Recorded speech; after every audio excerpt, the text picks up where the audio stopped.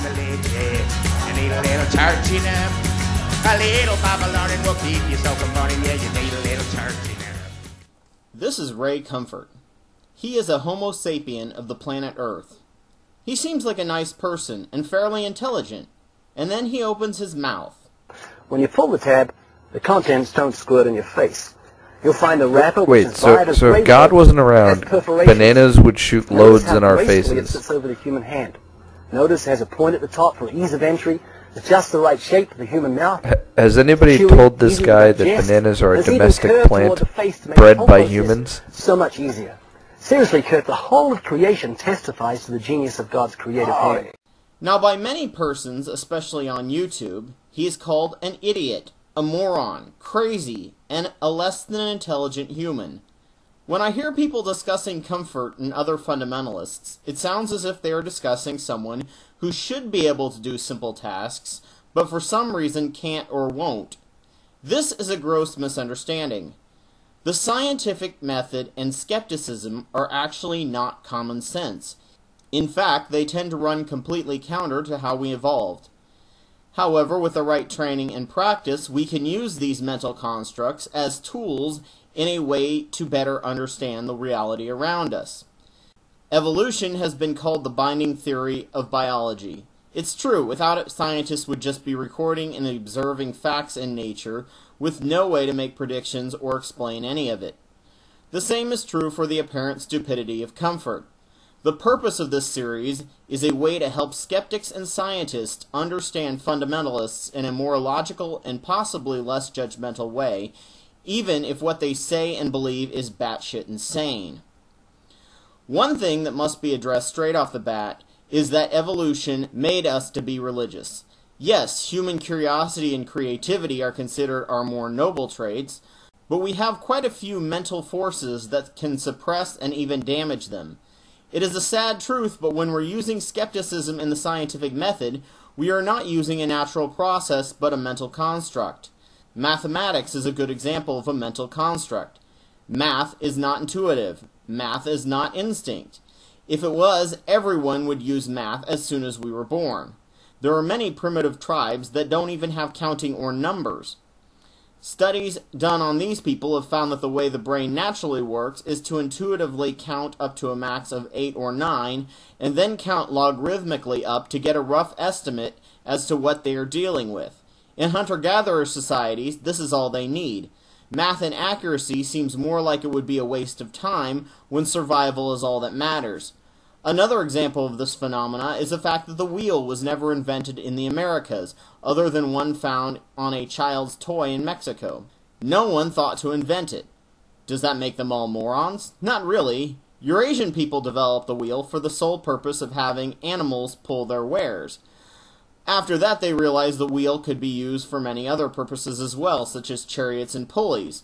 The American peoples had no pack animals, as potential beasts of burden in the Americas, such as the mammoth or the horse, went extinct around the time the first man set foot on American soil. And everything was done with man-powered labor. The idea of the wheel seemed like a waste of time, if anyone even thought of it. My girlfriend has done a lot of archaeological digs on prehistoric American sites, and has taught me quite a bit about stone tools.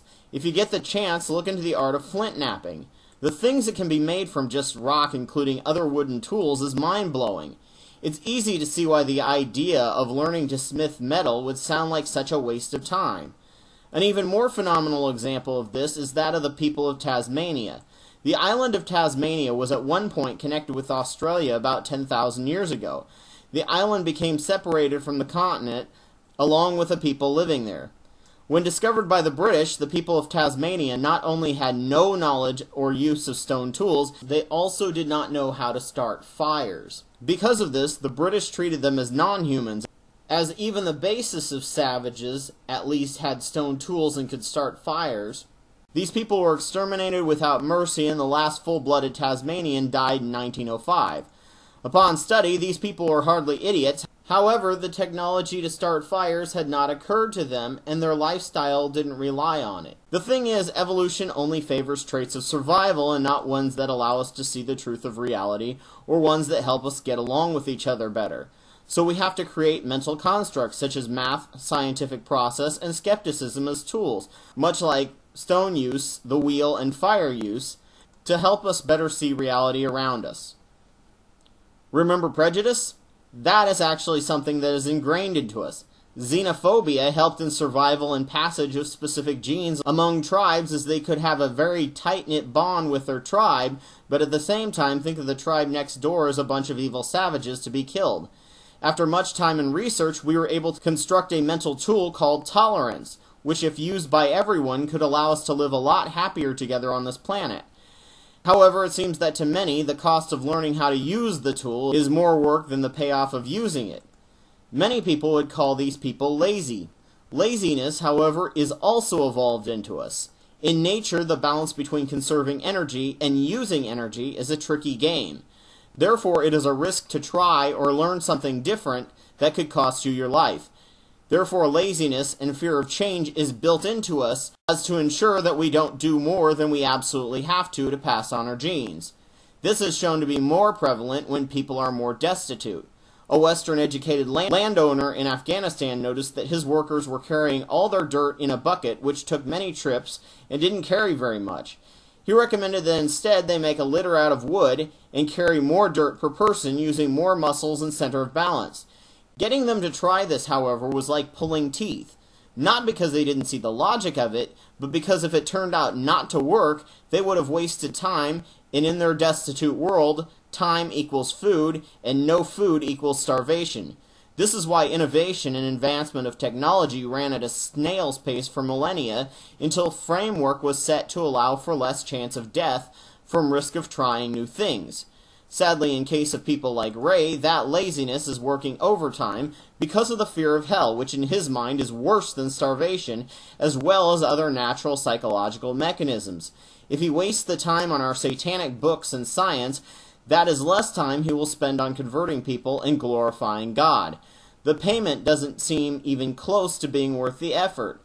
The rest of this series will attempt to continue to use evolutionary mechanisms like laziness to explain why intelligent people can just by our own nature believe wholeheartedly in unfounded and stupid claims.